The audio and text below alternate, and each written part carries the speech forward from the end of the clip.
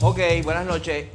Hoy vamos a completar las charlas del tema del neoliberalismo que habíamos empezado hace 2 sesiones, o sea que esta es la tercera, y es la última y definitiva. Como siempre, empiezo con una rapidísima resumen de lo que dijimos anteriormente. Habíamos visto que entre 1945 más o menos, fin de la Segunda Guerra Mundial, el caso de Estados Unidos empezó un poquito antes, y la década del 70, el capitalismo globalmente vivió un periodo de expansión acelerada. Y durante ese periodo de expansión acelerada, la clase trabajadora en muchos países del mundo logró conquistas importantes. Logró aumentos de salario, mejores pensiones. Estoy dando ejemplos, se puede alargar la lista. Logró protecciones contra el despido, mayor seguridad de empleo. Logró apoyo para los que están desempleados cuando usted se encuentra desempleado. Logró un sistema contributivo progresivo, es decir, que se imponían grandes impuestos a las empresas que a su vez permitían financiar lo que se llegó a conocer como el estado de bienestar, es decir, servicios públicos disponibles a la población gratuitamente o accesiblemente. Todos estos elementos se logran, como dije, durante ese periodo de expansión. Pero como habíamos explicado hace tiempo, todo periodo de expansión en el capitalismo conduce a un periodo de crecimiento desacelerado, a un periodo de crisis. El capitalismo nunca vive expansiones eternas.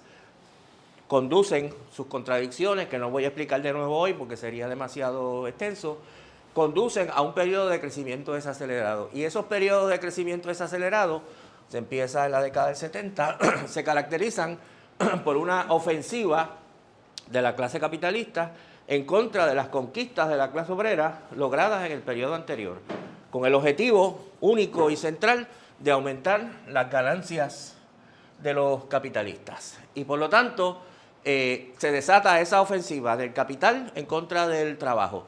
Esa ofensiva, todos esos conjuntos de políticas que hemos mencionado, es lo que llamamos básicamente el neoliberalismo. Eso es lo que es el neoliberalismo. El neoliberalismo es la respuesta de la clase capitalista a la crisis del capitalismo a partir de la década del 70, que implica una ofensiva en contra de todas las cosas que la clase trabajadora logró en el periodo anterior. Así que, por ejemplo, va a haber un ataque a los salarios y por lo tanto va a haber un ataque también a los sindicatos que defienden los salarios o a los convenios colectivos que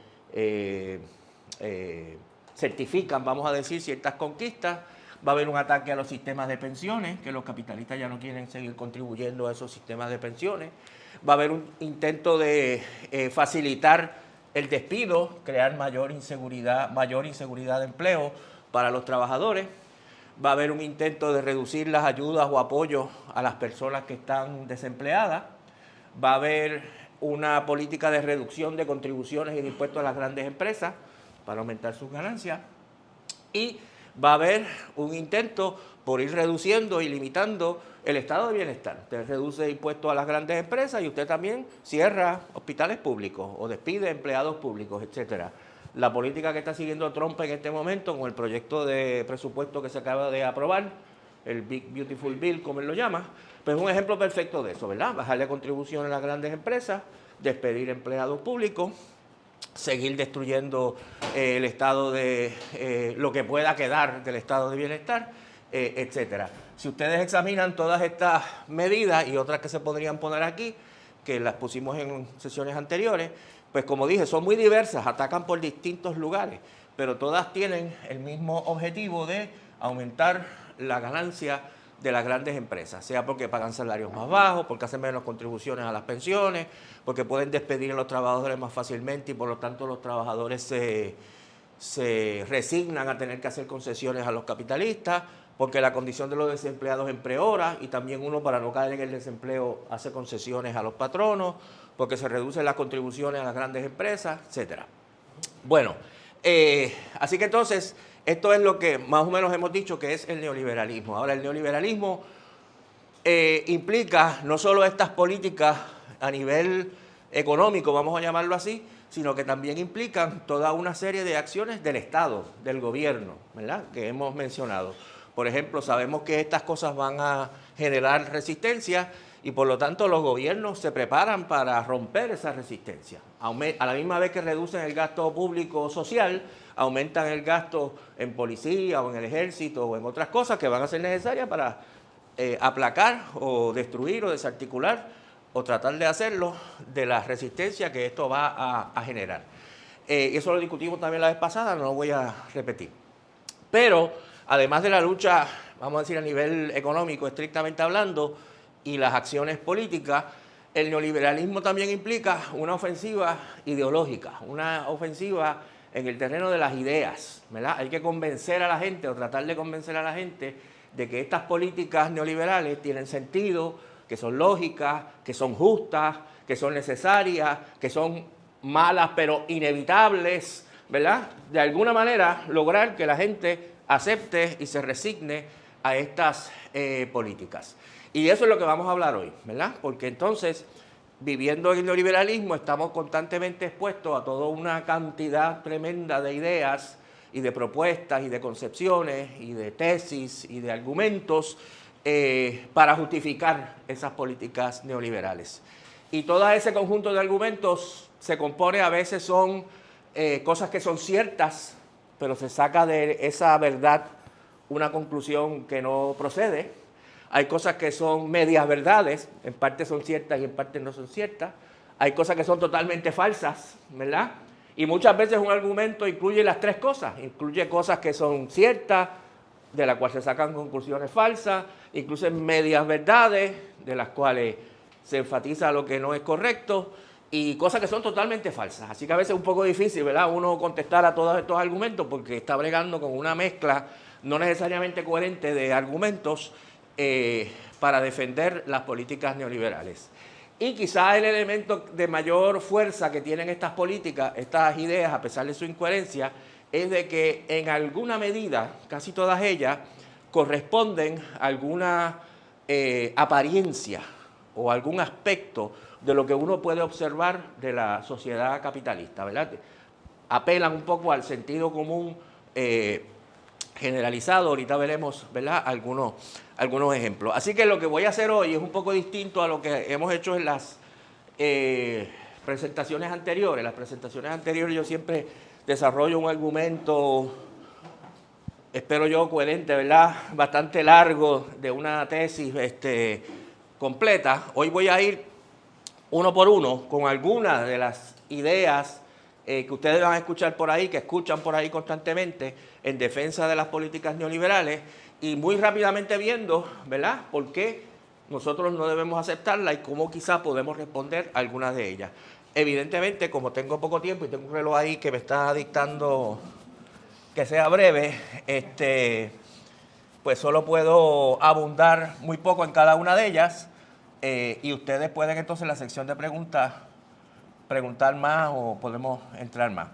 Bueno, una primera idea que vamos a escuchar muchas veces es que el mercado, ¿verdad?, el intercambio de productos en el mercado, la producción para el mercado, la reacción de las empresas a lo que pasa en el mercado, el hecho de que pueden vender o no venden a un precio más alto de lo que esperaban o venden a un precio más bajo, que ese mecanismo es un mecanismo que se autorregula automáticamente. El Estado no tiene que estar metiéndose porque ese sistema se autorregula a sí mismo, ¿verdad? Como un motor de un carro que usted lo prende y una vez está funcionando, usted no tiene que estar metiendo, ¿cómo se llama?, tornillos o destornilladores o cosas ahí. La máquina funciona, ¿verdad? No hay que estar interviniendo con la máquina. Además, si usted interviene, lo que hace es dañar la máquina.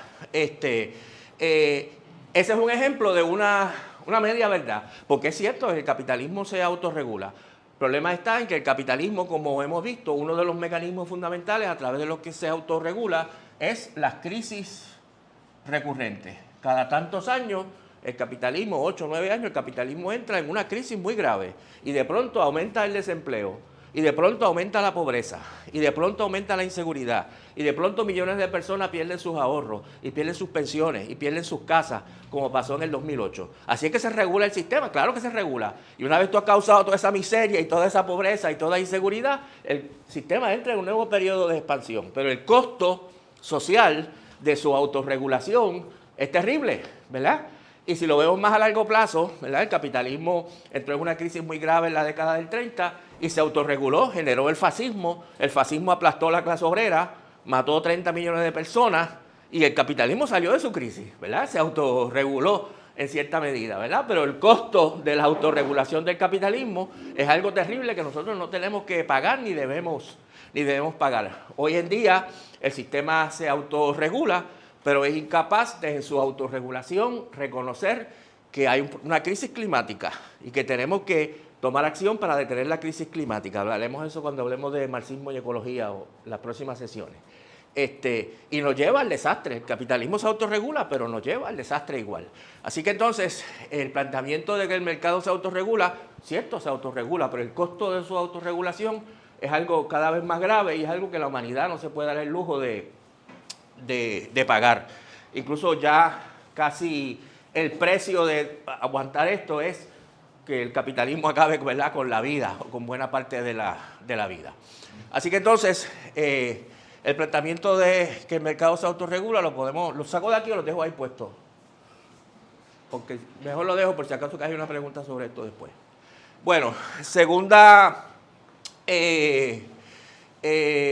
planteamiento es la idea de que el capitalismo entra en crisis o genera problemas porque está sobreregulado. Hay demasiadas reglamentaciones, hay demasiadas limitaciones a lo que los capitalistas pueden hacer. Y si nosotros los dejáramos en libertad de poder invertir, de poder desarrollar sus industrias, pues entonces la economía se desarrollaría.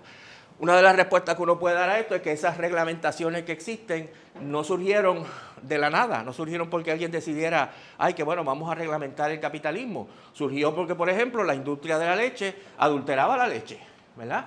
Y vendía como leche algo que estaba lleno de agua y de otras cosas que no eran leche, ¿verdad? ¿Por qué lo hacían? ¿Por maldad humana? No, porque así tenían una ganancia más alta. Así que en un momento dado, el Estado, incluso el Estado capitalista, tuvo que decir, hay que reglamentar la leche.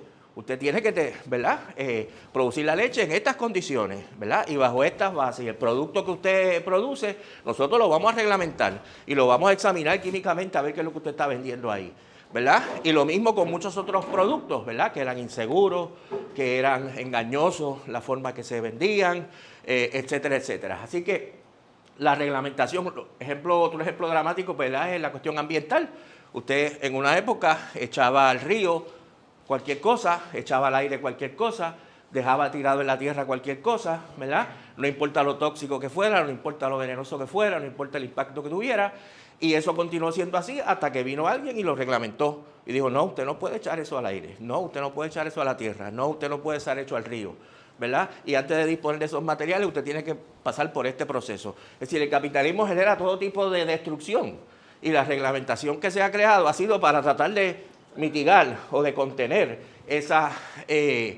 lo que pasaría si elimináramos buena parte de esta reglamentación. No es una cuestión hipotética. Sabemos lo que pasaría, lo que pasaba antes de que existiera la reglamentación, ¿verdad? Que van a envenenar los ríos, van a envenenar el aire, van a envenenar la tierra, van a someter a los trabajadores a condiciones de trabajo peligrosas en sus lugares de trabajo, ¿verdad? Etcétera, etcétera.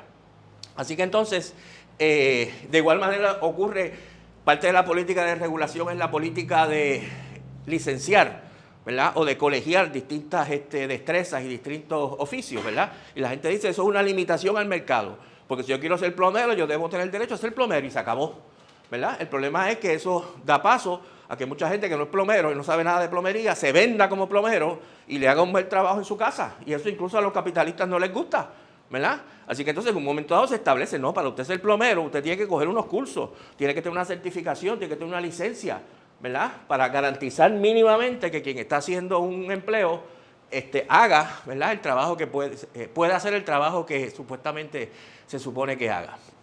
Así que entonces, hay un ejemplo bueno que dan algunos economistas con la de este tema. Ninguna sociedad puede funcionar sin algún tipo de reglamentación y regulación, ¿verdad? Usted no puede viajar por las carreteras sin semáforos, y los semáforos son una limitación de su libertad. Usted no puede pasar cuando le da la gana por la intersección, usted no tiene libertad, hay una luz roja y lo detuvo, usted, yo no tengo libertad, ¿verdad? Pero es que si no hay sin esa limitación y esa regulación, ¿verdad?, ustedes saben cuáles serían las consecuencias. Así que la pregunta no es si va a haber regulación o reglamentación. La pregunta es, ¿cuál reglamentación? ¿Verdad? ¿O qué tipo de reglamentación? Pero reglamentación tiene que haber.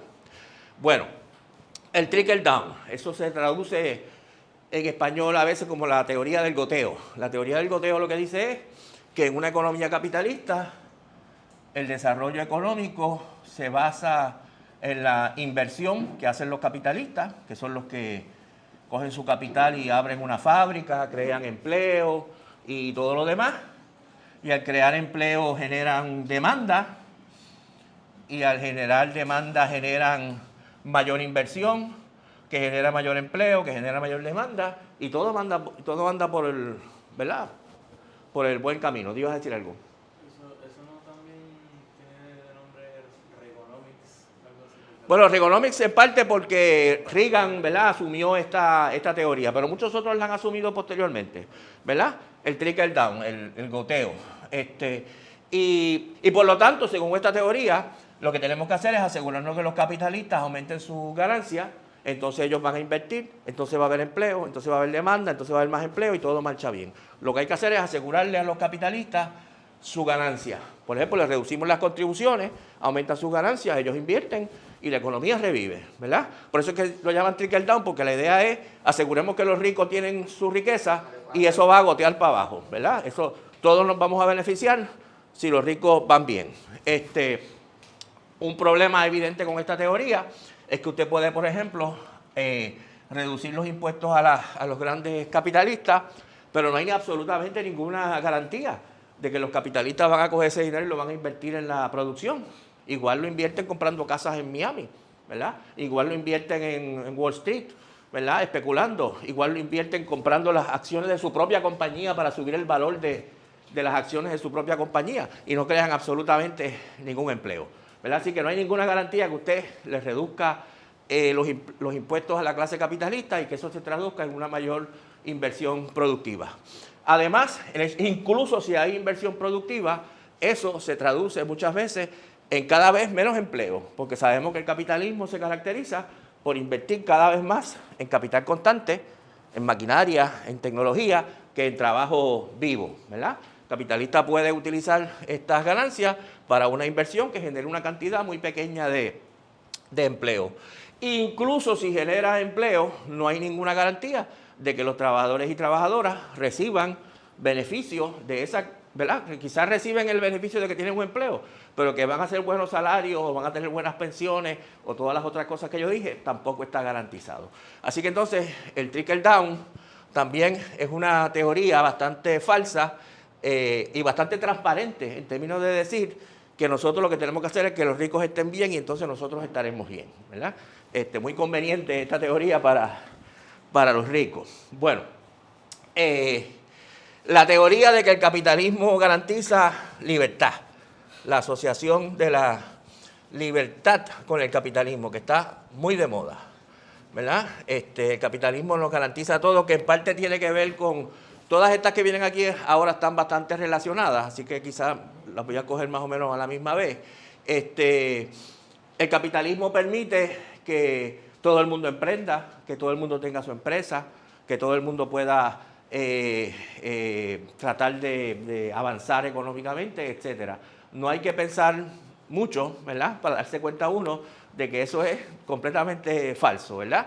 El capitalismo no puede funcionar, por ejemplo, si todo el mundo tiene su propia empresa, ¿verdad? Si cada uno de ustedes es un empresario y es un capitalista, ¿verdad? Entonces, ¿quién va a trabajar en la fábrica suya, ¿verdad? El capitalismo no puede funcionar de esa manera. El capitalismo funciona porque hay una clase capitalista, que es una minoría, que es dueña de la fábrica y de los talleres y de los bancos y de los comercios, etcétera, etcétera. Y hay una clase obrera desposeída que precisamente porque está desposeída está obligada a venderse. No es que tenga la opción de venderse, está obligada a venderse por un salario a la clase capitalista, ¿verdad? Y en la sociedad capitalista, mientras sea una sociedad capitalista, siempre va a tener esa estructura. La gran mayoría de la gente no es, ni va a ser, ni podrá ser empresaria en una sociedad capitalista. Claro, te venden la idea de que si tú te esfuerzas, tú trabajas mucho y qué sé yo qué cosa, te vas a convertir en un gran empresario. Mentira, la gran mayoría de la gente nace desposeída y se va a morir desposeída y van a trabajar toda su vida, ¿verdad? Y van a morirse igual de pelados que empezaron en este proceso. Siempre hay alguna excepción de alguien que se saca la lotería o que tiene mucha suerte en alguna razón, y hay un individuo que pasa de la clase obrera a la clase capitalista, ¿verdad? Y a veces hay algunos capitalistas que por alguna razón que sea se arruinan, son muy pocos lo que le pasa que caen a la clase trabajadora, pero vamos a suponer que caen a la clase trabajadora. Pero eso lo que hace es cambiar la ubicación de una persona dentro de la estructura, pero la estructura sigue siendo la misma, ¿verdad? La estructura no va a cambiar. Y claro, es un espejismo, ¿verdad? Te dices, mira, como este empezó con 2 pesos y aquel y después se convirtió en un gran capitalista, pues todo el mundo puede. No, no todo el mundo puede. Esos casos siempre van a ser excepcionales, ¿verdad? Pero siempre nos presentan esta noción de que si todos tratamos de ser empresarios, todos podemos salir de nuestra situación de desposeídos, ¿verdad? Algunos quizás lo puedan hacer. En el capitalismo la gran mayoría siempre va a ser desposeído porque es la naturaleza del capitalismo que aquí sea. El capitalismo, los desposeídos, su vida está sometida a 3 cosas: la coerción, la dominación o subordinación y la explotación. ¿Por qué coerción? Porque como dije ahorita, si usted está desposeído, usted no tiene muchas opciones. Usted está obligado. Usted está, ¿verdad? No es que el Estado venga y te agarre por la camisa y te diga tienes que trabajar en esta fábrica, pero usted tiene que pagar la cuenta, tiene que pagar la luz, tiene que pagar todas las cosas que tiene que pagar, tiene que comer. Y para hacer eso, si usted no tiene nada, usted tiene que ir y buscar un empleo con alguien, ¿verdad? Y usted está obligado a ir a trabajar en algún lugar. Y cuando usted empieza a trabajar en ese lugar, usted va a estar en una situación de subordinación.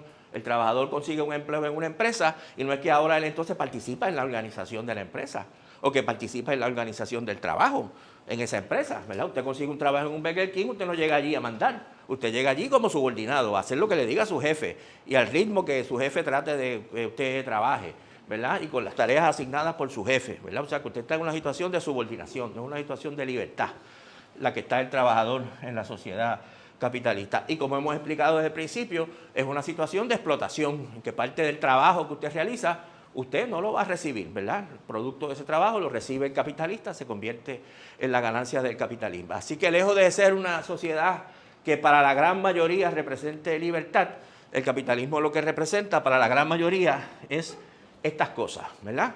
Y cuando alguien les diga por ahí, no, el capitalismo es libertad, es bastante fácil, ¿verdad?, recordarle cómo es que funciona el capitalismo para derribar este argumento. Cuando se habla de libertad, cuando los patronos hablan de libertad, por lo general lo que hablan, por lo general no, cuando hablan de esto es libertad para el patrono, ¿verdad? Cuando ustedes oyen a Democracia es Prosperidad, por ejemplo, el Super PAC patronal, que hablan de la libertad económica, ustedes miran, ¿verdad?, ¿qué quieren decir ellos con libertad económica? Ellos quieren decir libertad para despedir. Eso es libertad para el patrono, pero para el trabajador no es libertad. Para el trabajador es mayor subordinación, ¿verdad? Libertad para poder fijar los salarios. Vamos a eliminar el salario mínimo. Eso es libertad para el patrono, pagar salarios más bajos. No es libertad para el trabajador, ¿verdad? Así que cuando ellos hablan de libertad, es libertad para el patrono, no es libertad para el trabajador o trabajadora. Bueno, empresarismo, un poco siguiendo por la misma línea de la anterior, ¿verdad? La idea de que si usted está empobrecido, si usted está estudiando, la alternativa suya es tratar de convertirse en un empresario, ¿verdad? El empresarismo, hay clases de empresarismo, actitud empresarista, queremos que la gente tenga iniciativa empresarial, ¿verdad? Eso está bien de moda en muchos lugares, incluso en las escuelas públicas tenemos que dar clases de empresarismo, yo lo oía mucho en la legislatura, etcétera, ¿verdad? Cuya base es la idea, de nuevo, de que todos podemos ser empresarios, una tesis que ya derribamos anteriormente. Un elemento que va acompañado, ideológico, que va acompañado de esta teoría del empresarismo, es que todo el mundo puede convertirse en empresario si se esfuerza. Ustedes han oído eso muchas veces. Las cosas dependen de quién, dependen de ti, ¿verdad? Esa filosofía es una filosofía típicamente liberal, ¿verdad? El límite de lo que tú puedes alcanzar eres tú, ¿verdad? Tú lo puedes lograr todo. Usted va a Walgreens y va a ver 20 libros de autoayuda cuyo mensaje es ese básicamente, ¿verdad? ¿Cómo hacerse millonario? Tú no te limites, ¿verdad? No tienes ¿verdad? Toda es la misma onda. Si tú tratas, tú puedes, ¿verdad? Ese es el mensaje que constantemente se promueve, ¿verdad? Sabemos que no es así. Usted puede pasarse toda la vida trabajando, ¿verdad? Usted estoy seguro que conocen mucha gente que le ha pasado y no van a salir de su condición de desposeído. Pero eso tiene otra consecuencia más terrible, esa filosofía, que es que si usted no logra convertirse en empresario, ¿la culpa es de quién? La culpa es tuya, no trataste lo suficiente. La culpa no es del sistema, ¿verdad? La culpa es tuya, ¿verdad? Y si tú dices, que el sistema no funciona, tú ves lo que tú estás tratando buscando excusas, ¿verdad? Para tus faltas, para tus problemas, para tu falta de iniciativa, ¿verdad? Y el neoliberalismo nos quiere hacer sentir culpables de nuestra pobreza. Yo soy pobre porque no me esforcé lo suficiente, ¿verdad? Porque no tuve suficiente iniciativa, ¿verdad? Y no puedo cuestionar al que se hizo rico porque él se hizo rico porque es un explotador, se hizo rico porque tuvo iniciativa, ¿verdad? Y entonces, Te compras muchos cafés de Starbucks. Entonces es un meme. Sí, hay un meme, ok. Puede ser, ¿verdad? Ok. Brian no puede ilustrar esto ahorita al final con el meme de Starbucks, ¿verdad? Así que entonces está esa filosofía, ¿verdad? Esa filosofía del empresarismo, ¿verdad? Que todos conocemos, todos hemos escuchado, y que nos hace culpables o trata de hacernos culpables por no haber tenido éxito en el mercado. La idea de que el mercado, muchos defensores del mercado y de la economía capitalista y del neoliberalismo plantean que yo estoy de acuerdo con la igualdad. Van a oír ese argumento por ahí. Yo estoy de acuerdo con la igualdad. Yo estoy de acuerdo con la igualdad de oportunidades. Que todo el mundo tenga la misma oportunidad. No estoy de acuerdo con garantizar igualdad de resultados, como quieren los socialistas, ¿verdad? Que haya igualdad de oportunidades. Los socialistas quieren garantizar que haya igualdad de resultados, que todo el mundo viva igual. Aunque unos se esfuerzan más y otros se esfuerzan menos, fíjate qué cosa, los socialistas quieren que todo el mundo viva igual. ¿Cuál es la falsedad de este argumento, verdad? Que es que el capitalismo no permite igualdad de oportunidades, ¿verdad? Como funciona normalmente, sabemos que no hay igualdad de oportunidades. Si usted nace hijo de una persona que trabaja de conserje en la Universidad de Puerto Rico, usted no tiene las mismas oportunidades que el hijo de Fonalleda, que nace en una familia millonaria. No hay manera posible que usted vaya a tener las mismas oportunidades, ¿verdad?, en el futuro para vivir. Así que el capitalismo, por la desigualdad que genera sistemáticamente, no genera igualdad de oportunidades, ¿verdad? Si la idea es igualdad de oportunidades, olvídense de los resultados, igualdad de oportunidades, el capitalismo no lo genera. Como único el capitalismo podría generar igualdad de oportunidades sería, por ejemplo, que tú eliminaras la herencia, que todo el mundo empezara de cero, ¿verdad? El hijo del conserje nace con cero y el hijo de Fonalleda, empieza con cero también, no hereda la riqueza de su padre, ¿verdad? Pero el capitalismo no puede funcionar así. ¿Qué hacemos con la riqueza ¿verdad?, de su padre? Además, el capitalismo, su estructura básica está construida sobre no solamente riquezas individuales, sino riqueza empresarial, ¿verdad? General Motors es una empresa, no es un individuo, ¿verdad? Y si usted dice, bueno, pues yo tengo acciones de General Motors y soy millonario, pero cuando muero esas acciones no pasan a mi hijo, ¿verdad? Pero General Motors como empresa sigue funcionando, ¿verdad? Como empresa capitalista millonaria que sigue explotando a los trabajadores. Así que el argumento de igualdad de oportunidades, incluso uno puede decir, estamos de acuerdo que haya igualdad de oportunidades. Lo que pasa es que el capitalismo no puede garantizar igualdad de oportunidades. El capitalismo es desigual y por lo tanto las oportunidades son necesariamente desiguales. Jefe de uno mismo. Esta es una ideología que a mí me gusta mucho, ¿verdad? Porque es muy fácil voltearla en contra de sus defensores. La idea, que va muy enganchada, ¿verdad?, la idea del empresarismo, de que el objetivo, fíjense que la manera que se vende la idea del empresarismo, de que todos seamos empresarios, es que lo bueno de eso es que uno se convierte en jefe de uno mismo, ¿verdad? No trabajes para otro, así mismo te dicen. No trabajes para otro, trabaja para ti mismo. Sé jefe de ti mismo. Pero entonces es curioso que los que argumentan esto están aceptando que los trabajadores y trabajadoras en el capitalismo no son jefes de sí mismos, ¿verdad? Si usted trabaja en una fábrica, usted no es jefe de sí mismo. Usted trabaja para alguien que lo controla a usted, ¿verdad? Usted trabaja para otro, ¿verdad? O sea que la misma idea que te venden de que sería excelente ser un empresario independiente, porque entonces jefe de ti mismo, es indicativa de que la gran mayoría de la gente en nuestra sociedad que no son empresarios, no son jefes de sí mismos, ¿verdad? Somos todos gente que trabaja para otro jefe, que no controlamos nuestra vida la controla otra persona, ¿verdad? Y uno preguntaría entonces, bueno, ¿abandonamos entonces el concepto de ser jefe de uno mismo? No, la idea de ser jefe de uno mismo es buenísima. Lo que tenemos que entender es que en la sociedad nuestra, que el trabajo es colectivo, la única manera de ser jefe de uno mismo es colectivamente, ¿verdad? Si esto es una fábrica y es una fábrica capitalista, yo soy el dueño, ustedes no son jefes de sí mismos, ¿verdad? Yo soy el jefe de todos ustedes están subordinados a mí. ¿Cómo podrían ser ustedes jefes de sí mismos? Rompiendo la fábrica y creando 20 talleres chiquitos, eso ya no es posible, ¿verdad?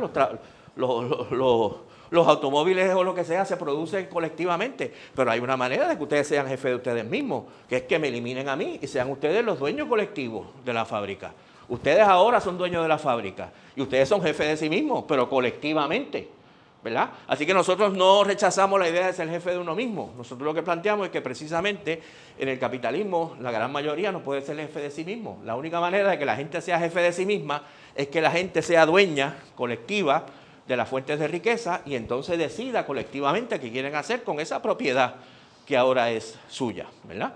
Así que jefe de uno mismo es una demostración, primero, de que el capitalismo no cumple lo que promete y segundo, de que solamente el socialismo puede, irónicamente, cumplir lo que el capitalismo promete, ¿verdad? Otra manera de decir esto es que quien ha logrado que la gente no sea jefe de sí mismo no es el socialismo. El socialismo no fue quien le quitó las fábricas a la gente. El socialismo no fue quien hizo a la gente desposeída, ¿verdad? Eso lo hizo el capitalismo, ¿verdad? El capitalismo es quien nos quitó la fábrica, el que nos hizo gente que no somos jefes de nosotros mismos. Y el socialismo es quien nos va a devolver lo que debiera ser nuestro y convertirnos en jefe de nosotros mismos. Otro argumento, se utiliza mucho, por ejemplo, para defender la privatización, ¿verdad? Tenemos que convertir la empresa pública en empresa privada para que opere en el mercado y que el mercado le imponga una disciplina y le ponga una eficiencia, ¿verdad? Se utilizó para defender la privatización en muchos terrenos, en la salud, por ejemplo. Y usted critica entonces la privatización por sus consecuencias. Los precios son altos, las ganancias de las aseguradoras, la falta de especialistas. Usted critica los resultados de la privatización. Y entonces le contestan, el argumento es, lo que pasa es que tú quieres volver a la ineficiencia que había anteriormente. Usted critica a Luma, y entonces dice, pues entonces tú quieres volver a lo que había antes, a la Autoridad de Energía Eléctrica, que también era ineficiente, que también había apagones, que está en quiebra y todo lo demás, ¿verdad?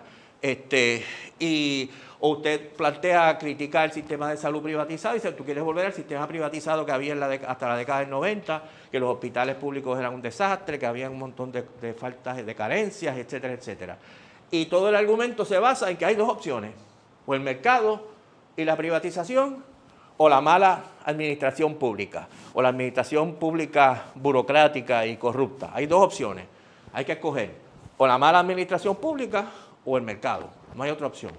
Nuestro argumento en contra de eso es que no hay dos opciones nada más, hay tres opciones por lo menos, ¿verdad? Porque además del control por el mercado y además de una burocracia gubernamental corrupta e inepta, sería posible una administración pública democrática, participativa, transparente, organizada por los trabajadores y por los consumidores. No tenemos que escoger entre la Autoridad de Energía Eléctrica privatizada o la Autoridad de Energía Eléctrica dirigida por una serie de ineptos del sector público. Podemos tener una Autoridad de Energía Eléctrica que esté dirigida y organizada por los trabajadores de energía eléctrica, con participación de los ciudadanos que necesitamos los servicios eléctricos para lograr que la cosa funcione, ¿verdad? Así que entre el mercado y la mala administración pública hay una tercera posibilidad, que es la que nosotros defendemos. El argumento, vamos a dejar ese de la naturaleza humana ahorita para el final, el argumento de la tecnología, el argumento de que el capitalismo ha sido una gran bondad y beneficio para la humanidad porque ha desarrollado tremendamente y sigue desarrollando tremendamente el potencial y la capacidad tecnológica de la humanidad, ¿verdad? Este es un planteamiento del tipo que yo dije ahorita, de verdades que se sacan consecuencias equivocadas, ¿verdad?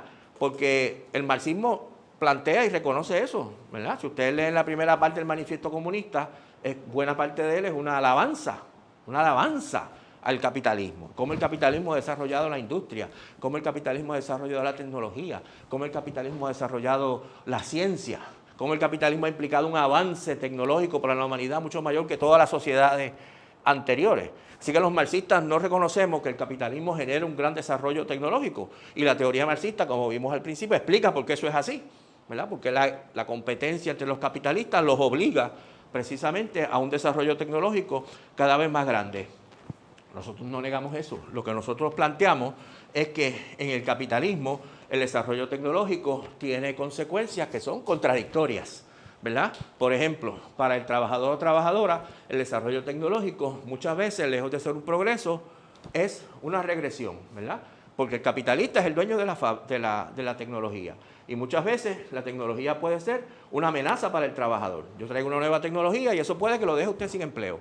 Entonces, en vez de usted decir, caramba, la tecnología me aligera el trabajo y me hace una vida más placentera que debiera ser, usted se preocupa porque venga una tecnología que lo desplace a usted. Usted trabajaba de tele en el banco y ahora ponen una cajero automático y usted se quedó sin empleo, ¿verdad? La tecnología para usted en el capitalismo es un problema porque es una amenaza más que una ayuda a su trabajo. Y en muchos lugares, en muchos procesos, la tecnología permite que el capitalista controle mejor, por ejemplo, el ritmo de trabajo y aumente el ritmo de trabajo. En vez de la tecnología permitir que tú trabajes más relax, que sería lo lógico, ¿verdad? Lo que permite es que te intensifiquen la producción, ¿verdad? Y tengas que trabajar más rápido todavía para mantener el ritmo de la maquinaria. Y como hemos visto ya anteriormente, el desarrollo tecnológico bajo el capitalismo tiene un objetivo que es obtener ganancias, por eso es que se traduce en reemplazar a los trabajadores o intensificar el trabajo y también por lo mismo se va a traducir en destrucción ambiental. Usted introduce nueva maquinaria que muy bien puede tener un efecto nocivo en el ambiente, pero el capitalismo le interesa su ganancia, no le importa ese efecto en el ambiente, ¿verdad? Usted crea abonos químicos que son distintos a los abonos orgánicos, que son más fáciles de producir y más baratos, y usted los utiliza y usted aumenta su ganancia, que eso destruya la tierra y destruya la fertilidad del suelo a largo plazo, eso a usted no le importa, ¿verdad? O que la producción de esos abonos químicos generen calentamiento global, a usted tampoco le importa. Lo que a usted le importa es que a corto plazo eso genera ganancias, ¿verdad? Así que, claro, el capitalismo implica desarrollo tecnológico, claro que sí, pero a un costo social y a un costo ecológico cada vez más grande. Así que nosotros no queremos eliminar el desarrollo tecnológico, ¿verdad? Lo que queremos es asegurarnos que el desarrollo tecnológico no vaya en contra ni de la gente ni del ambiente. De nuevo, si ahora en vez de ser dueño yo de la fábrica y dueño de las máquinas, ustedes son los dueños colectivos de las máquinas, pues ustedes quizás van a introducir una máquina que les va a permitir trabajar menos, quizás trabajar 4 horas en vez de 8 horas, ¿verdad?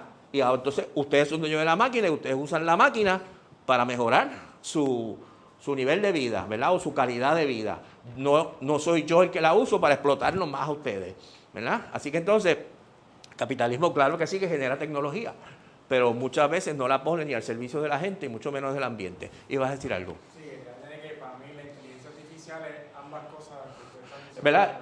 Toda la tecnología, ¿verdad? La inteligencia artificial que yo no conozco muy bien, pero me atrevo a especular que probablemente tiene el doble aspecto, ¿verdad? Probablemente tiene todo un potencial que es bueno, que es útil, que se podría utilizar para aligerar el trabajo, para que trabajemos menos, para que produzcamos lo que necesitamos, etcétera, etcétera, pero que el capitalismo la va a usar no para eso, la va a usar al contrario para reemplazar trabajadores, para explotarnos más, para exigirnos más, para intensificar la labor, etcétera, etcétera. Y ecológicamente también destruye... No, ecológicamente, ¿verdad? Es un desastre terrible, ¿verdad? Todo ese proceso, ¿verdad? Así que el concepto que estoy utilizando sería bien interesante, estoy seguro que ya alguna gente lo está haciendo, aplicarlo, ¿verdad?, a las nuevas tecnologías que van surgiendo. El capitalismo genera, o es hermano, o es gemelo, que vuelve, ahí viene. Democracia, ¿verdad? Nosotros ya la vez pasada tocamos este tema, no lo menciono muy rápidamente, ¿verdad? Es fácil demostrar que en muchísimos países del mundo el capitalismo no ha estado hermanado de la democracia. El capitalismo ha sido perfectamente compatible con todo tipo de régimen autoritario, dictatorial, fascista, de todo tipo. No hay ninguna hermandad inherente entre el capitalismo y la democracia. Incluso en periodos de crisis del capitalismo, sabemos que el capitalismo va a ir en contra de los derechos democráticos, precisamente porque como quiere reducir el nivel de vida de la clase obrera, y la clase obrera va a resistir, hay que limitar los derechos democráticos. Si usted quiere destruir las uniones, tiene que quitarle derechos a las uniones, un Estado más autoritario. Si usted quiere evitar que los trabajadores resistan, usted tiene que ilegalizar las huelgas, o por lo menos hacer más difícil las huelgas, o por lo menos reprimir las huelgas con más fuerza, ¿verdad? Si usted quiere poder despedir a los trabajadores más fácilmente, tiene que quitarle derechos que son conquistas democráticas. Así que para nada hay una igualdad, son sinónimos capitalismo con democracia. Incluso, como dijimos la vez pasada, teóricamente el neoliberalismo en particular es una filosofía que es incluso francamente antidemocrática, ¿verdad?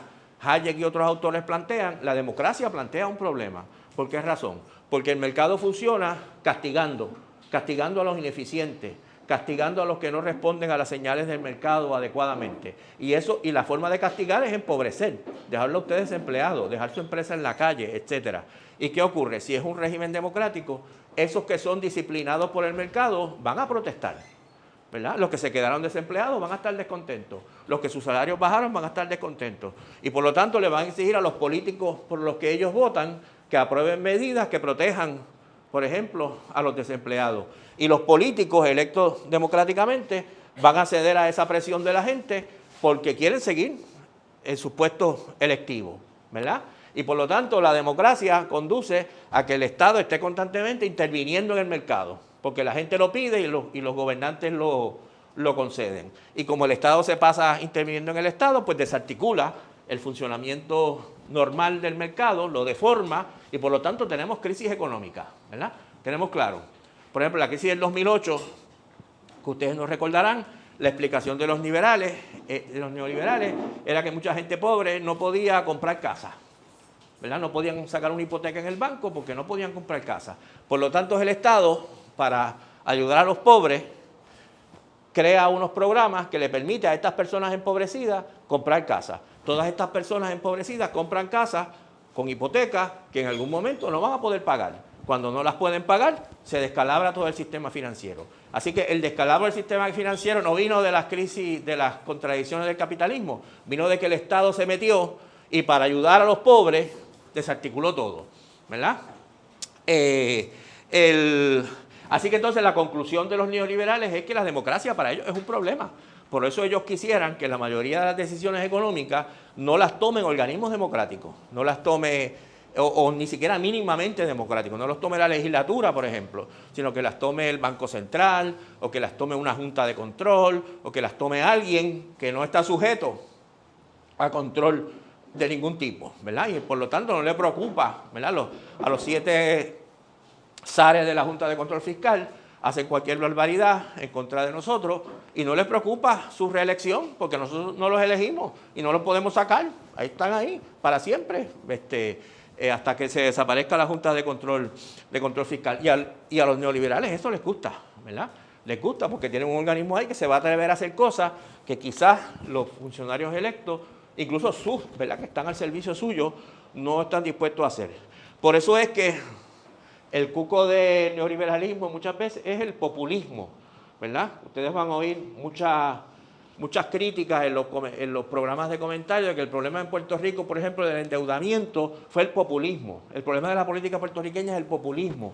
¿Qué quieren decir ellos con eso? Que los líderes políticos le prometen al pueblo, de ahí la palabra populismo, una serie de cosas para que el pueblo vote por ellos.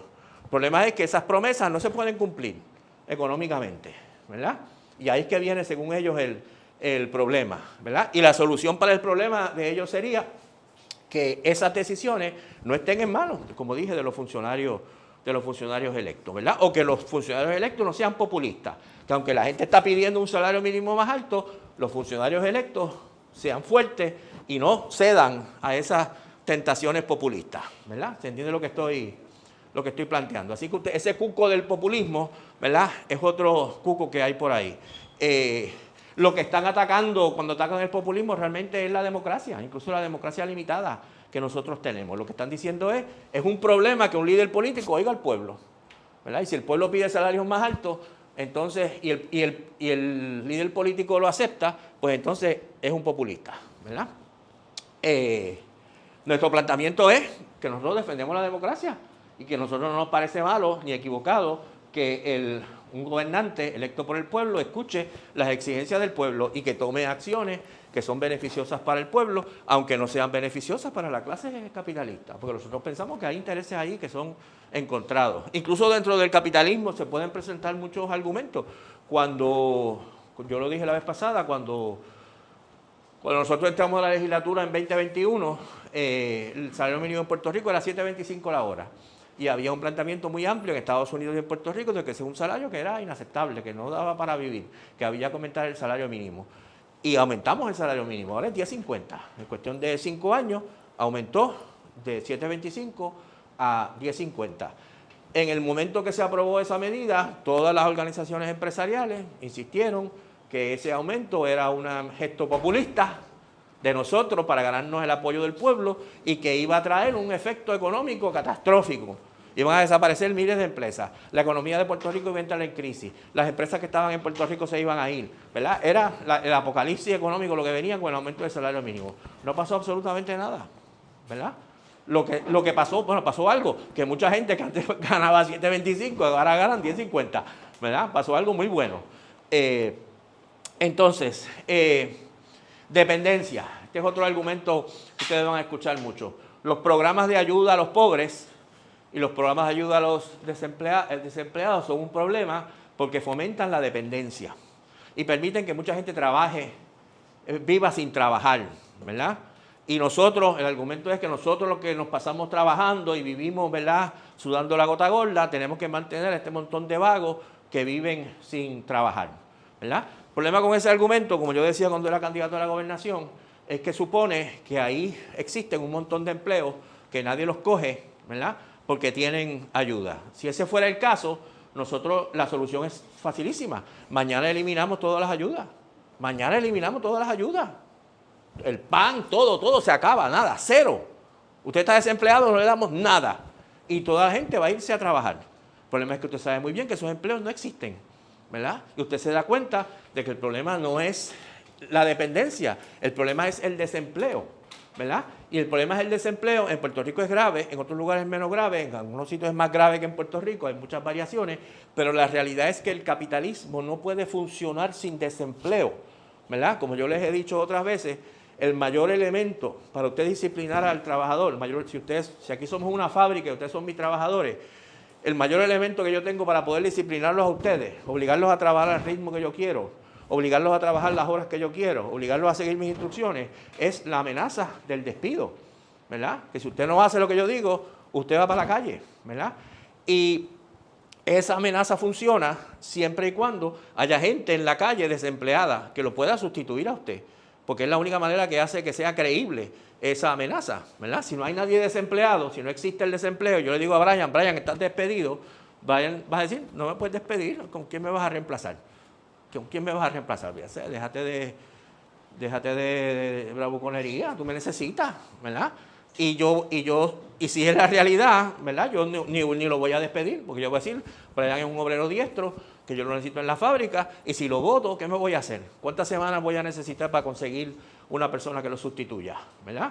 Así que entonces, yo necesito que haya desempleados. Si Brian es un maquinista diestro, yo necesito que haya maquinistas diestros ahí desempleados, y que yo pueda amenazar entonces con credibilidad a Brian, si no te pones para tu número, yo voy a contratar a este otro y tú vas para la calle, ¿verdad? Así que el capitalismo necesita el desempleo, necesita gente desempleada para meterle miedo a los que están empleados, ¿verdad? De que sigan las instrucciones que les están dando.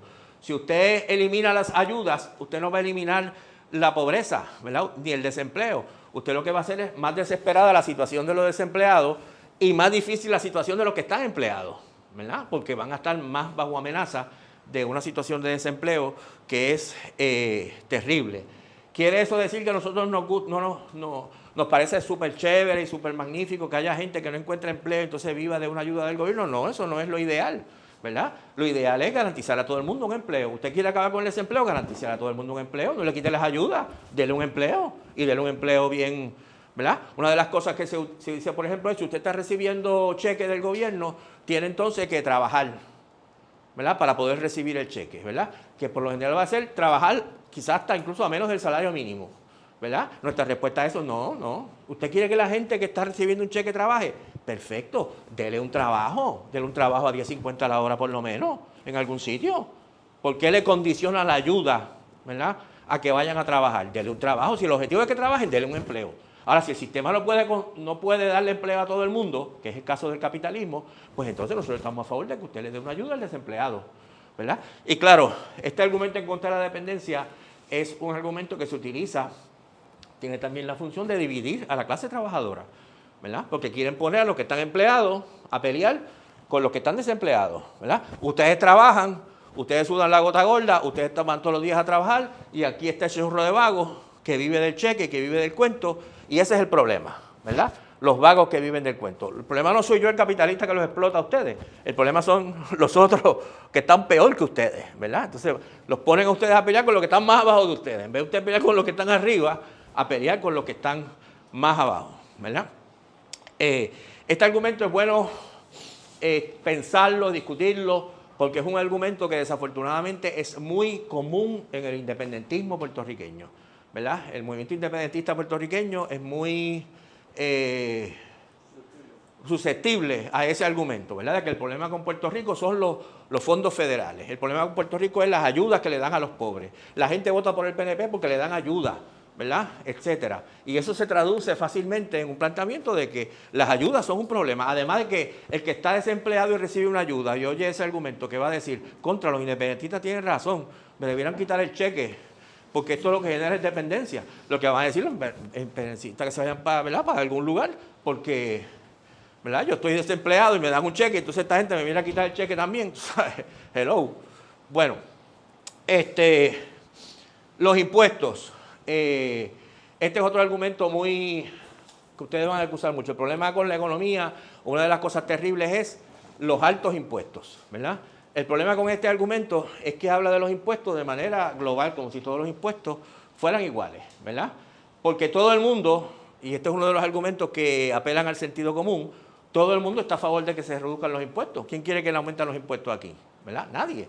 Nadie quiere que le aumenten los impuestos, ¿verdad? Así que todo el mundo es muy susceptible a aceptar el argumento, los impuestos están demasiado altos, hay que reducir los impuestos. El problema es que hay diferentes tipos de impuestos, ¿verdad? Y usted puede estar, la pregunta no es si estamos a favor de aumentar los impuestos o reducir los impuestos, la pregunta es cuáles ustedes aumenta y cuáles usted reduce, porque usted tranquilamente puede estar a favor de reducir los impuestos a la clase trabajadora y aumentar los impuestos a las clases más ricas, ¿verdad?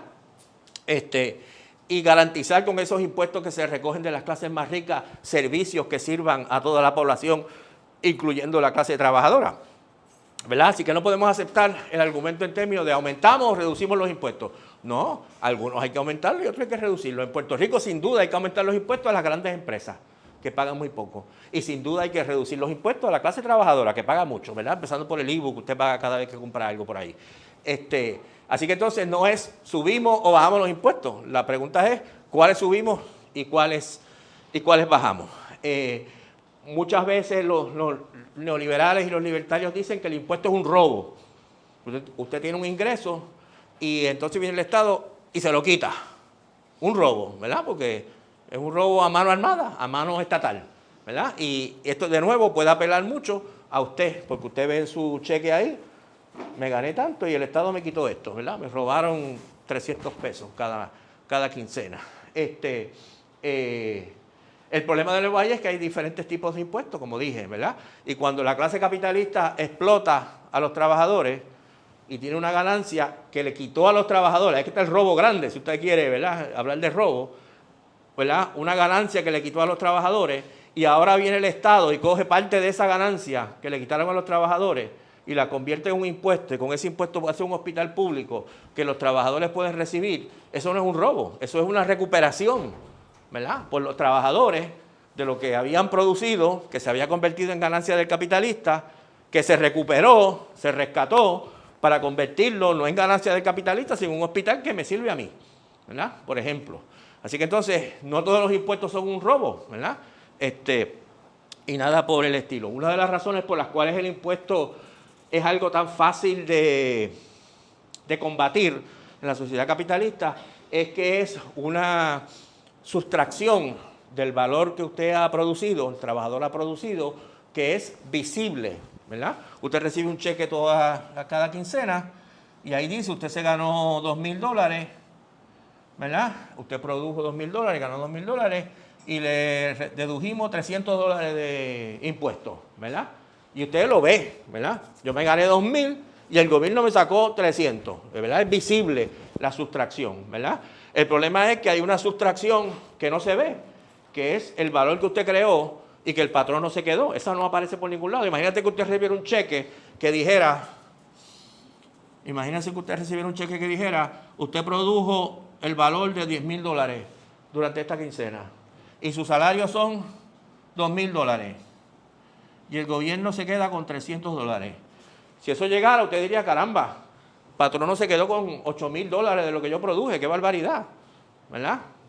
Sería visible, ¿verdad?, lo que el patrón no se llevó, pero eso no aparece, eso es invisible en nuestra sociedad, ¿verdad? Así que la ganancia del capitalista, y como es una sustracción de lo que producen los trabajadores, no aparece, lo que aparece es lo que el gobierno se lleva.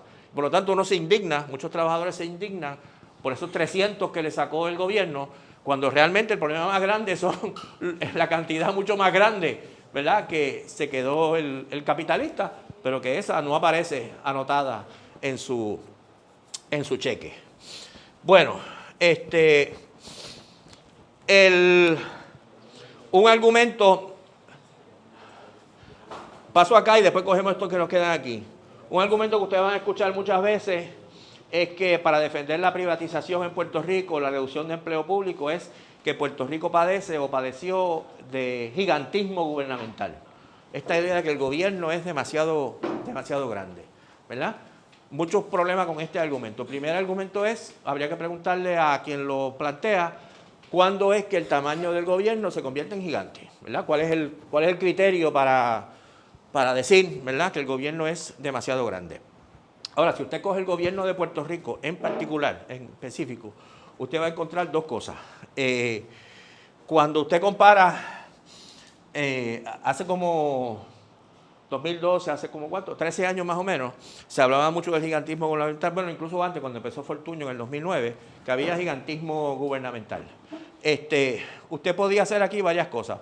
Usted podía comparar el empleo público y el empleo privado en Puerto Rico. Y usted podía ver, por ejemplo, que el empleo público en Puerto Rico era como 25% del empleo. 25% de los trabajadores que estaban empleados trabajaban en el gobierno. Y decían, eso es muy grande. Eso es, ¿verdad?, una proporción muy grande comparada con otros lugares, ¿verdad?, donde era una cantidad mucho menor. Por lo tanto, el gobierno es gigante, ¿verdad? Ahora, ¿qué pasa? ¿Cuál es el problema con este argumento?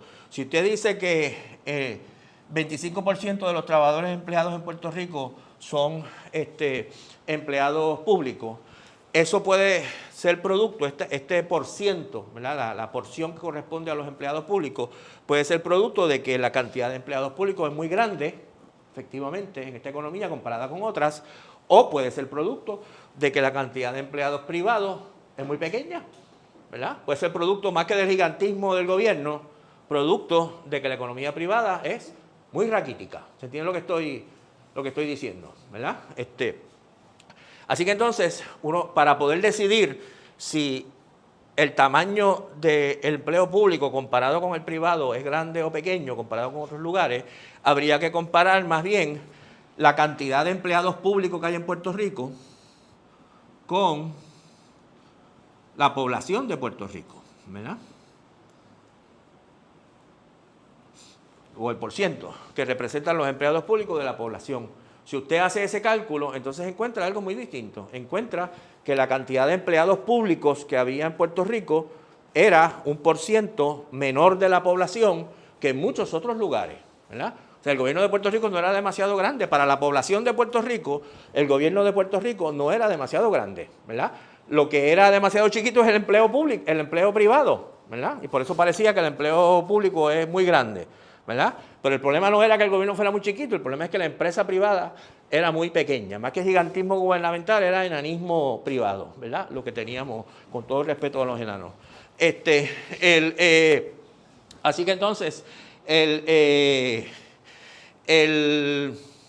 la idea de que había un gigantismo gubernamental también, ¿verdad? Era un argumento neoliberal de que siempre el gobierno, para los neoliberales, el gobierno siempre es demasiado grande, siempre lo van a querer reducir, ¿verdad? Y traían este argumento fatulo. Y hoy en día, producto de esas políticas de reducción del empleo público en Puerto Rico, el empleo público en Puerto Rico es más o menos como 12%. Y la cantidad de empleados públicos, la cantidad absoluta de empleados públicos hoy en día es como la mitad de lo que había hace 12 o 13 años. O sea que el gobierno en Puerto Rico, si era gigante, que ni siquiera tenemos que aceptar que era gigante, ahora es muchísimo más pequeño que lo que era antes.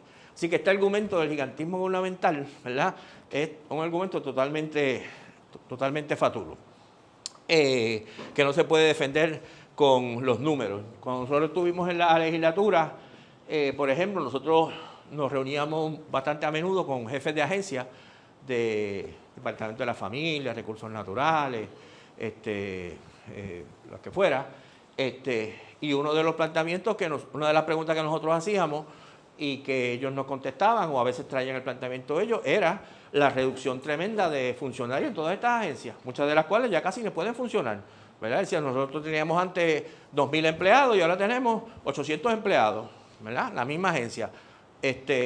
Antes teníamos, qué sé yo, 200 vigilantes y ahora tenemos 40 vigilantes, ¿verdad?, de recursos naturales, ¿verdad? O lo que fuera, la agencia que usted quisiera, ¿verdad? Muchas de estas agencias están vacías, ¿verdad? Si usted va allí a la Centro Gubernamental Minillas, allí en Santurce, antes eso era por la mañana una gentío, una cosa, una multitud de gente. Yo lo sé porque nosotros repartíamos hojas sueltas allí. Era un lugar muy bueno para repartir hojas sueltas, porque en cuestión de una hora usted repartía 5.000, 6.000 hojas sueltas, ¿verdad? Sobre el tema que fuera. Porque eso era una masa de trabajadores brutal. Hoy en día usted va allí y hay 2 o 3 gatos por aquello. Yo estoy seguro que mitad de las oficinas de las torres esas de Minilla están vacías, ¿verdad? O sea que el argumento de gigantismo gubernamental, si alguna vez tuvo razón, no tiene. El tema de la deuda, nosotros lo hemos discutido, ¿verdad?, en el pasado, pero ahí la ideología más común es que la deuda es producto es el argumento moralista, ¿verdad? Hay 2 argumentos. Uno, que la deuda es producto del mal gasto y del gasto excesivo. Que la teoría es que la deuda es producto, por ejemplo, del Estado, de que se vivió, como dice en inglés, por encima de sus medios. Above your means, como dice en inglés. Usted tiene un ingreso, lo convierte en una cuestión moral. Usted tiene un ingreso de $30,000 y usted es un irresponsable y gasta $50,000, se mete en una deuda que no puede pagar, ¿verdad? La deuda es producto de la irresponsabilidad suya. Y de la misma manera se establece, ¿verdad?, con respecto al Estado. El gobierno de Puerto Rico tenía una cantidad de recursos y en vez de limitarse a usar esos recursos, gasta más de lo que tiene, se endeuda y por lo tanto cae en una situación de deuda, ¿verdad? Y de ahí se trae también entonces la conclusión, como es producto de la irresponsabilidad del gobierno o del individuo, la crisis de la deuda, pues entonces el individuo tiene que pagar las consecuencias. Usted tiene que apretarse el cinturón y pagar la deuda que contrajo, ¿verdad? En parte también como castigo por su irresponsabilidad, ¿verdad? Si ustedes leen, por ejemplo, las columnas de Mayra Montero en el periódico Nuevo Día, ella está con ese cuento de hace ya como una década, ¿verdad? Puerto Rico entró en una deuda porque malgastamos, porque fuimos irresponsables, y ahora viene la Junta de Control a ponernos en disciplina, a ponernos en orden, y en parte nos merecemos, ¿verdad? Nos merecemos la austeridad que nos está imponiendo, porque es producto de nuestra irresponsabilidad, ¿verdad? Y las protestas en contra de la Junta y las protestas para no pagar la deuda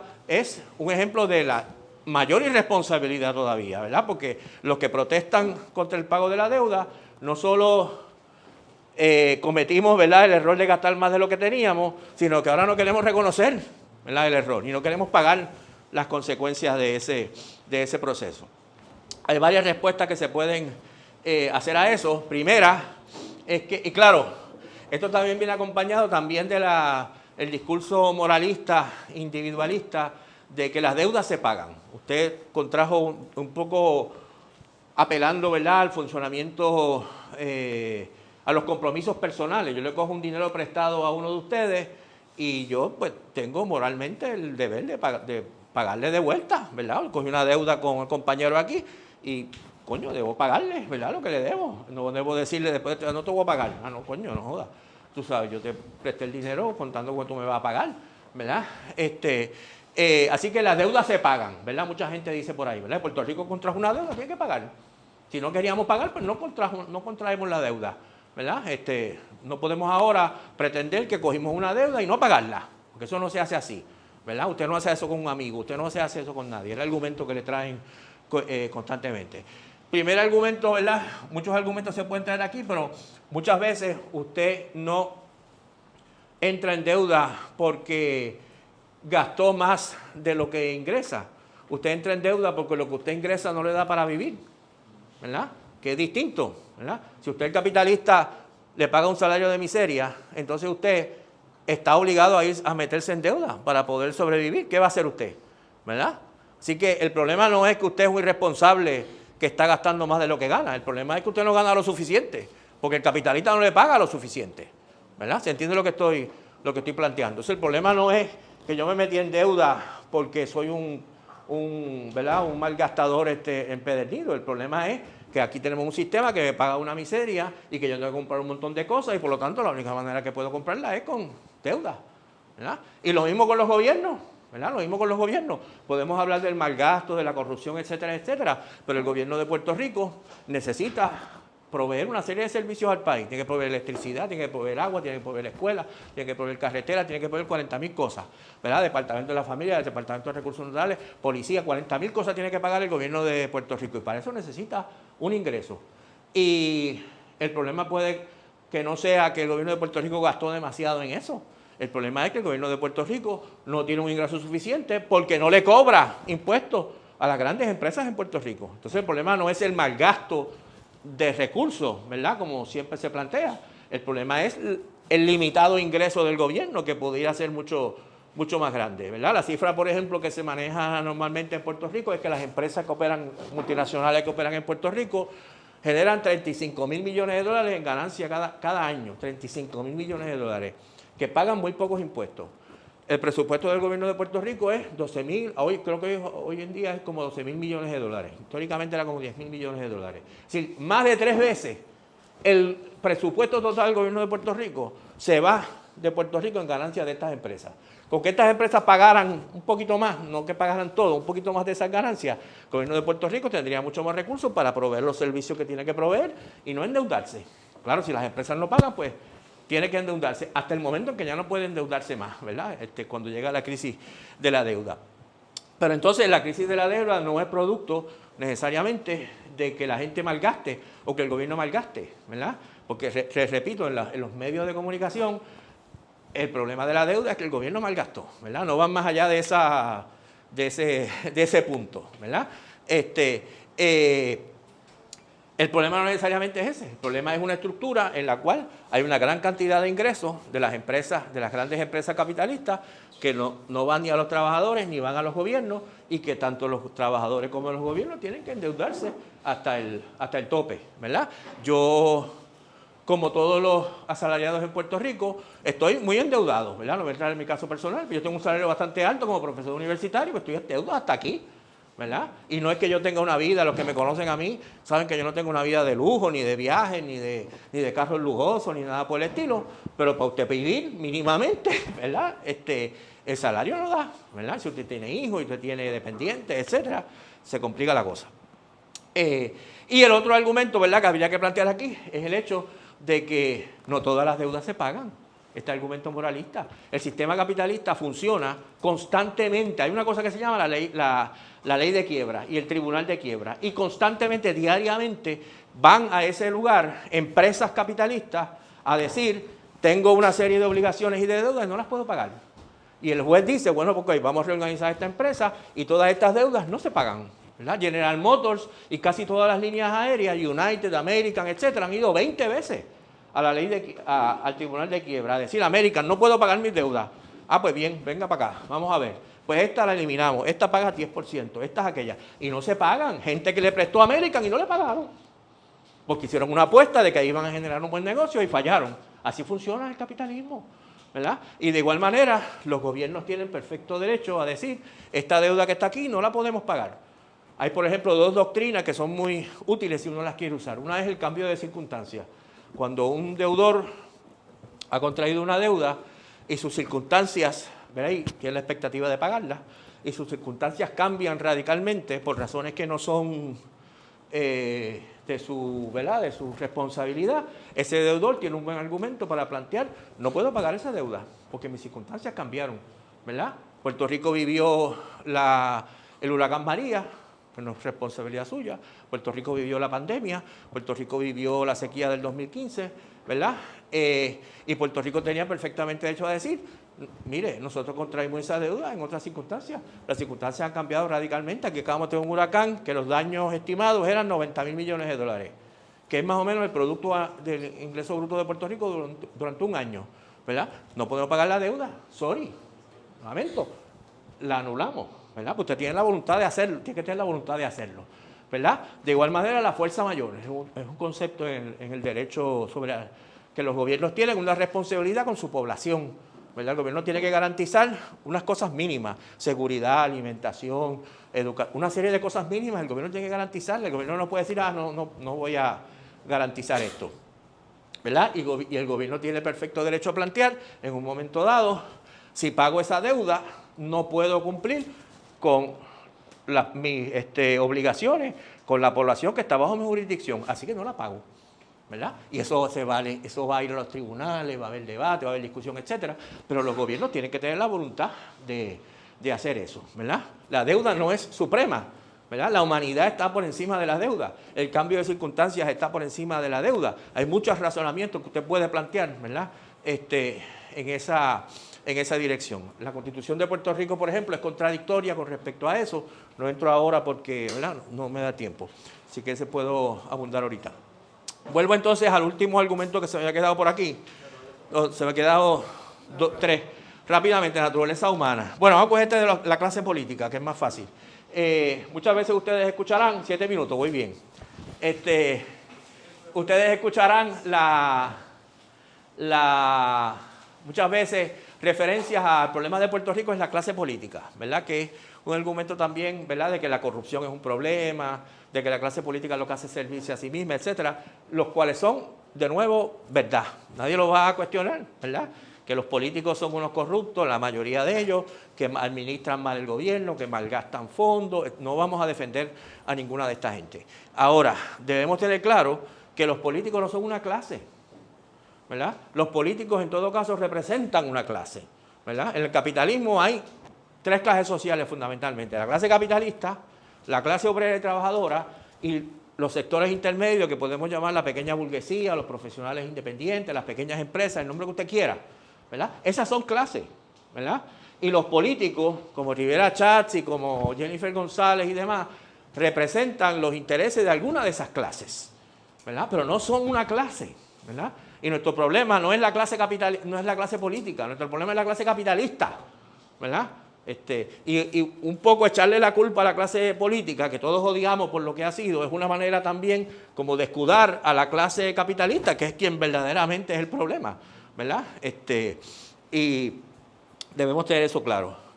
De igual manera, esta idea muy difundida de que el problema de Puerto Rico son los partidos. Incluso en la izquierda a veces usted escucha este argumento, ¿verdad? Los partidos políticos son un problema. Los partidos, escuchaba yo el otro día, son los que dividen al pueblo. El pueblo debe unirse por encima de los partidos, ¿verdad? Porque los partidos nos dividen. Entonces el problema no es el capitalismo, el problema son los partidos, ¿verdad? Que si ese fuera el problema, de nuevo, solución fácil, prohibimos los partidos mañana y se acabó el problema, los problemas de Puerto Rico, ¿verdad? El problema es que si usted sabe que si usted prohíbe los partidos mañana, Puerto Rico va a seguir dividido, ¿verdad? Entre ricos y pobres, entre trabajadores y capitalistas, ¿verdad? Va a seguir igual de dividido, porque Puerto Rico no, los partidos no dividen a Puerto Rico está dividido. Toda sociedad de clase está dividida en clases, ¿verdad? Y el problema no son los partidos, el problema en todo caso son los partidos que representan a determinada clase, ¿verdad? Nuestro problema con el PNP y el PPD no es que sean partidos, es que son partidos que defienden la clase capitalista. Pero para nosotros combatir a los partidos de la clase capitalista necesitamos nuestro propio partido, o nuestros propios partidos, ¿verdad? Tenemos que organizarnos, eso lo vamos a discutir en la próxima charla. Tenemos que organizarnos. Así que el problema no son los partidos, el problema en todo caso son esos partidos, ¿verdad? Pero no los partidos como tales. Por último, esta idea de que la naturaleza, el capitalismo, la competencia, la guerra de todos contra todos, el enriquecimiento privado, de alguna manera corresponde a la naturaleza humana. Que los seres humanos por naturaleza, ¿verdad? Somos seres que nos gusta competir unos con otros, estar en guerra unos con otros, enriquecernos privadamente independientemente de lo que le pase al prójimo, etcétera. El planteamiento de esta respuesta ahí es que el comportamiento humano está determinado en grado considerable por las circunstancias en las que uno se forma y en las que uno vive. En esta sociedad que nosotros vivimos, ¿verdad? En esta sociedad que nosotros vivimos, la seguridad nuestra y de nuestra familia, en realidad, efectivamente, depende de la acumulación privada. Yo voy a estar más seguro en mi vida en la medida en que yo tenga más dinero en el banco, ¿verdad? No en la medida que Brian tenga más dinero en el banco, la medida que yo tenga más dinero en el banco. Así que para yo estar seguro en esta sociedad, esta sociedad me enseña a mí, yo aprendo y tengo que funcionar asegurándome de que yo acumulo cada vez más dinero, que yo acumulo cada vez más posesiones, que yo tengo privadamente, ¿verdad?, los elementos para asegurar que si mañana hay una crisis económica, yo no me hundo, ¿verdad? Porque tengo mucho dinero en el banco, porque tengo recursos económicos, porque tengo inversiones, porque tengo lo que sea, y eso me asegura, ¿verdad?, que yo esté bien, ¿verdad? No hay otra manera de asegurarse en esta sociedad. Y por lo tanto, una sociedad en la que tu seguridad depende de lo que tú individualmente acumules, pues evidentemente va a generar unas actitudes, ¿verdad?, de que lo importante es mi enriquecimiento, los otros que breguen con el suyo, ¿verdad? Estoy en competencia con otro y desgraciadamente tengo que tumbar al otro para yo poder, ¿verdad?, triunfar, etcétera, ¿verdad? Todos los valores del egoísmo, de la competencia, del individualismo, etcétera, etcétera, van a florecer en una sociedad que funciona de esa manera. Ahora, si tú vives en una sociedad en que todos somos dueños colectivos de las fuentes de riqueza y todos trabajamos para satisfacer las necesidades de todo el mundo, y yo sé que mi bienestar depende no de que yo esté bien, sino de que todos estemos bien, ¿verdad?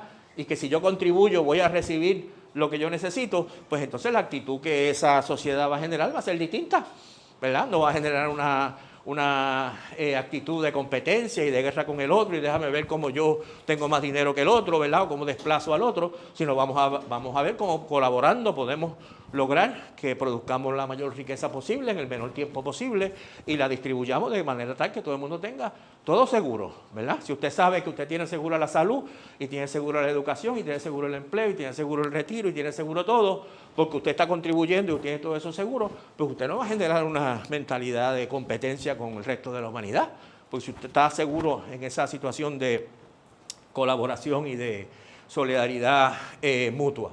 Incluso bajo el capitalismo y esta sociedad terrible que vivimos, el ser humano tiene una fuerte tendencia a la solidaridad, ¿verdad? La actitud de la gente cuando Cuando en Puerto Rico hay un desastre, en Puerto Rico se ha visto muchas veces con los desastres, me acuerdo cuando los terremotos del sur, ¿verdad? Toda la cantidad de gente que se movilizó y se autoorganizó para llevar ayuda a la gente del sur. Esa gente hacía eso para enriquecerse ellos mismos, ¿verdad? Todo eso les costaba a ellos, ¿verdad? Les costaba las cosas que compraban, les costaba la gasolina, les costaba el tiempo. ¿Por qué hacían eso? ¿Verdad? Porque ese comportamiento es totalmente ajeno a las reglas del mercado. Es perfectamente congruente, ¿verdad?, con el hecho de que los seres humanos, su reacción normal es ayudar al otro ser humano que está en una situación de peligro o de debilidad o lo que sea. Funciona dentro de la familia, funciona con las amistades y a veces funciona incluso a niveles más amplios, como en esas situaciones de crisis, ¿verdad? Situaciones de crisis en que muchas veces el capitalismo deja de funcionar y la gente lo reemplaza espontáneamente con un funcionamiento que no es un funcionamiento capitalista ni competitivo, todo lo contrario, ¿verdad? Así que yo creo que hay buenísimos argumentos, ¿verdad?, para plantear que, a diferencia de lo que plantean los neoliberales, el socialismo corresponde mucho mejor a las tendencias espontáneas del ser humano, ¿verdad?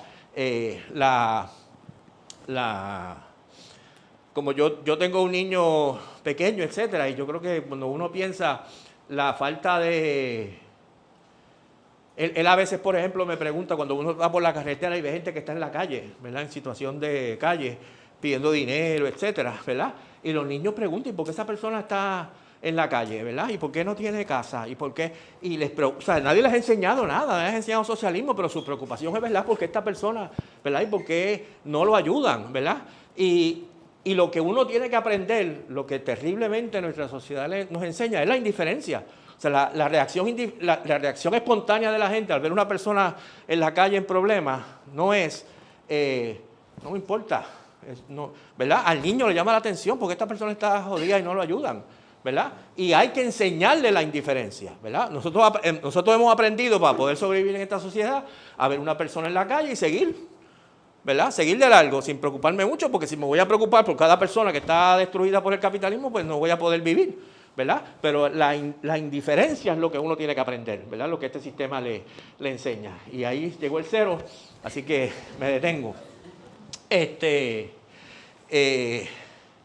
Así que, como dije, lo que traté de aquí no es hacer una cosa muy orgánica, porque no le estoy siguiendo el rastro a un argumento muy orgánico, sino a muchos tipos de argumentos que ustedes van a escuchar por ahí para defender las políticas neoliberales y que los socialistas tenemos que entrenarnos, ¿verdad?, para poder responder y dar alternativas a todas estas ideas que están constantemente bombardeándose. Yo estoy pensando en escribir un pequeño folletito que se llame ¿Cómo defender el socialismo? O algo así, en que muy rápidamente, esto mismo que acabo de decir aquí, ¿verdad?, pues esté escrito y uno pueda leerlo y tener ahí los argumentos a la mano para argumentar contra todas estas gentes.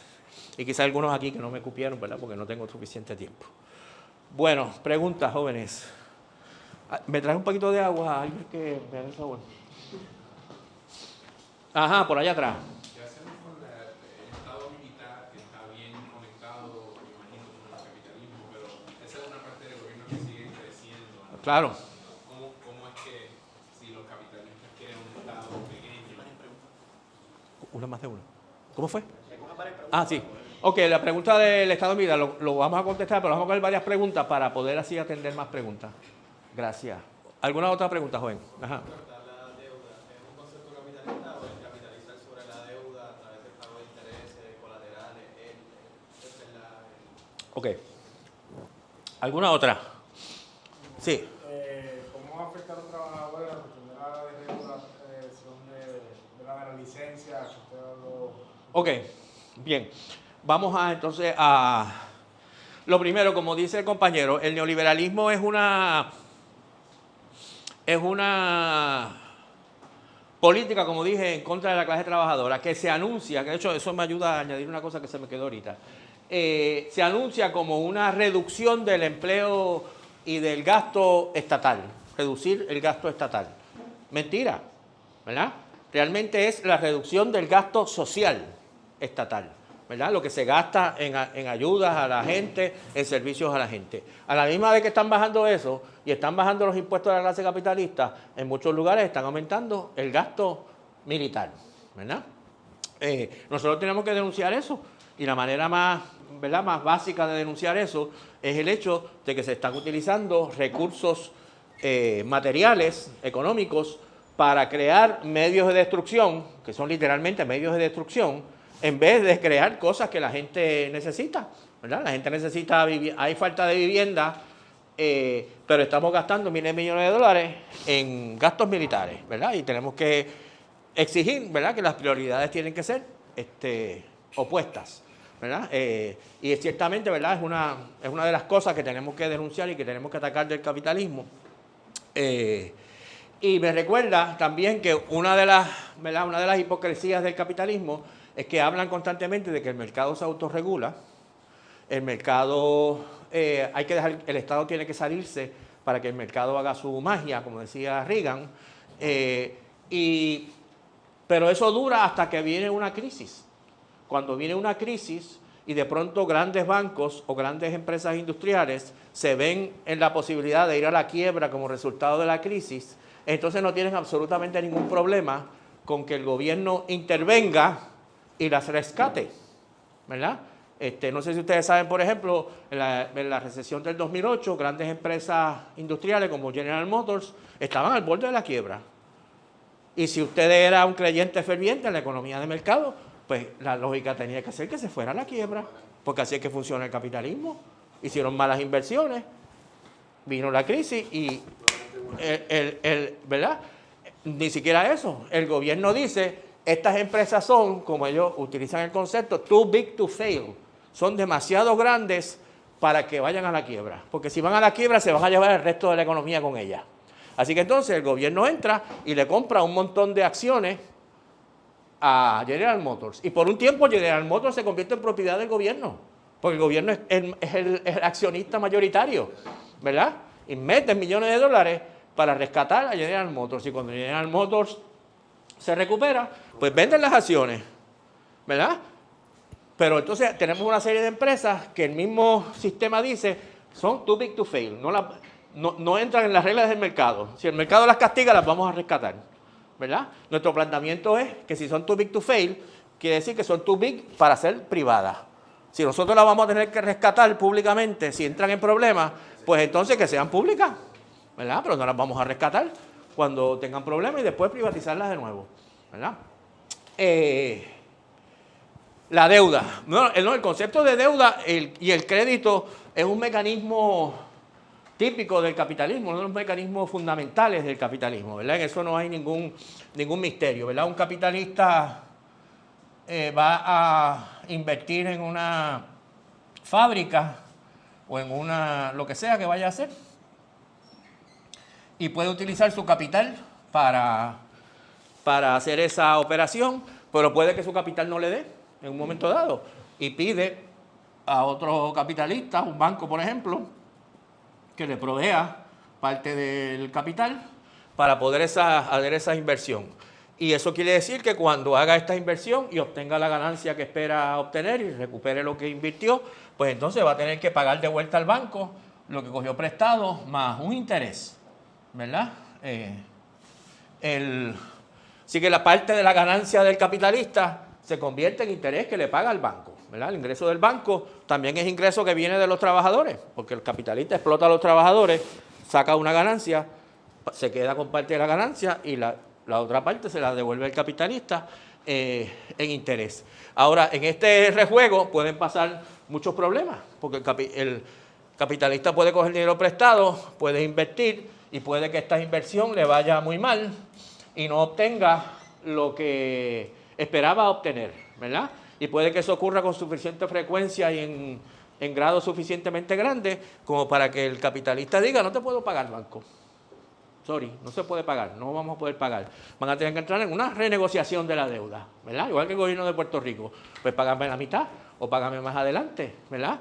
O voy al tribunal de quiebra para que, si está decidir al tribunal de quiebra, él va al juez y le dice, señor juez, tengo unas deudas y no las puedo pagar. Ah, bueno, pues entonces vamos a ver qué hacemos aquí, ¿verdad? Pero la deuda existía antes de que se desarrollara el capitalismo. Sí, el dedo existía muchísimo tiempo atrás, casi desde que surge el comercio, ¿verdad? Antes del Corán incluso, ¿verdad? Si usted era un comerciante en el 1400, en Florencia, ¿verdad? Y usted iba a hacer una expedición con barcos a Medio Oriente para traer especies de por allá, ¿verdad? Pues usted como comerciante puede que no tenga suficiente dinero para armar todos esos barcos y las tripulaciones y le coge dinero prestado a otro empresario, ¿verdad? Y mandan la expedición. Pero puede que la expedición la cojan unos piratas y la hundan y los barcos nunca regresen. Pues entonces no puedo pagar la deuda, evidentemente, ¿verdad? Así que entonces sí, la deuda existe desde el momento en que alguien le dijo a otro, ok, te voy a comprar ese trigo, pero te lo pago el mes que viene. Ya hay deuda, ¿verdad? Aquí te di el trigo y tú me debes, ¿verdad? Me debes el pago que no me lo has dado todavía, ¿verdad? Y probablemente desde muy temprano va a decir, ok, yo estoy dispuesto a hacer eso, pero como voy a coger el riesgo de que no me pagues, me pagas, ¿verdad? Las 100 libras de trigo me pagas de vuelta el valor de 110, ¿verdad? Te voy a cobrar 10% de interés, ¿verdad? Sí, el dinero, recuerden que el dinero, el intercambio de mercancía, de productos, y el dinero, y el comercio, la gente que se dedica a comerciar, a comprar un producto en un sitio y venderlo en otro sitio, el banquero que se dedica a prestar dinero y recibirlo de vuelta. Todas estas instituciones y actividades son mucho más antiguas del capitalismo, ¿verdad? A veces la gente piensa que una vez hay dinero o hay comercio o hay bancos, pues ya tenemos capitalismo. Qué sé yo, como en Italia en el siglo XV o en el siglo que fuera. Pero no, esto todavía no era capitalismo, esto era comercio, esto era intercambio, etcétera. El capitalismo surge cuando surge la estructura que hemos mencionado muchas veces. Tenemos unos capitalistas que son dueños de los medios de producción y tenemos una clase trabajadora desposeída que vende su trabajo, ¿verdad? Por un salario. En una sociedad en que estas cosas existían, era posible y era la realidad que en la mayoría de la gente, por ejemplo, el ejemplo que he dicho de Italia en los 1500 o los 1400, pues la mayoría de la gente seguía viviendo en el campo, la mayoría de la gente seguían siendo pequeños campesinos, algunos de ellos tenían que pagarle algún tipo de tributo a los terratenientes, ¿verdad? Pero no era una sociedad capitalista, una sociedad precapitalista en la cual ya existía el intercambio, el dinero, el comercio, etcétera, etcétera, pero no era una sociedad capitalista. La sociedad capitalista surge más adelante.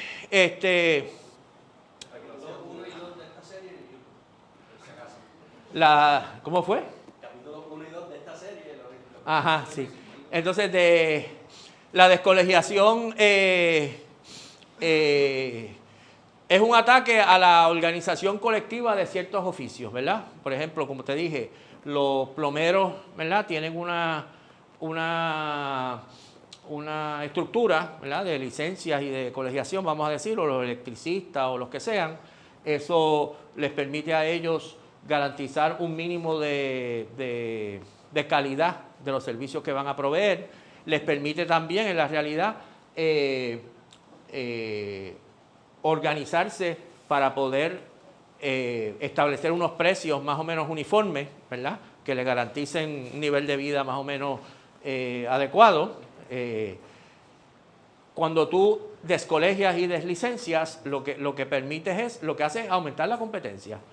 Tú eres un plomero, un perito plomero, has estudiado, haces tu trabajo bien, y pides esta cantidad que es lo razonable para el trabajo que tú haces, pero entonces ahora si no hay licencia y no hay colegiación, pues viene cualquier persona y dice, yo soy plomero, te hago el trabajo, ¿verdad? Lo hago por mitad del precio, y ahora me chavé yo.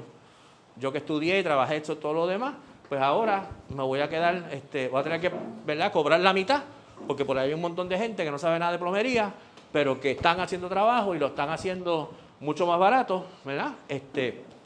Que la calidad sea menor, pues eso es lo que hay. Así que entonces degrada, ¿verdad?, el oficio, ¿verdad? Y claro, los neoliberales son alérgicos a cualquier cosa que sea colectiva, a cualquier cosa que sea colaborativa, ¿verdad? La palabra colegio implica que es un grupo de gente que se reúne ¿verdad? Y se pone de acuerdo, discute las cosas colectivamente, qué vamos a hacer los plomeros, qué vamos a hacer los abogados, ¿verdad? Como el Colegio de Abogados, etcétera. El neoliberalismo no quiere nada colegiado, quiere todo individual, que no haya ningún colegio, cada abogado por su lado, cada plomero por su lado, cada electricista por su lado, compitiendo con los otros, ¿verdad? Acabar con todo tipo de gremios, etcétera, que según ellos, ¿verdad?, le ponen límites al mercado. ¿Alguna otra pregunta, jóvenes? Me dicen aquí que tengo que acabar ya.